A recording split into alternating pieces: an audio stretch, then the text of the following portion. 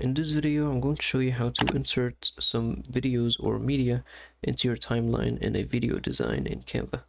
So here I have this empty video design and an empty timeline, and I want to insert some media.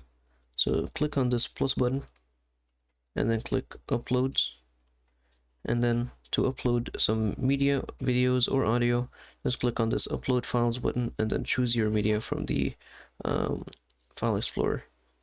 And then once you've chosen your media, your videos are going to appear here and your audio is going to appear here in this corresponding tab.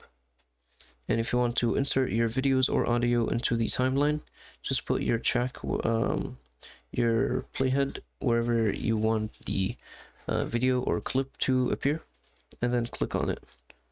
And as you can see, we have the video and it appeared at the beginning of the timeline, and we can play it and everything works just fine.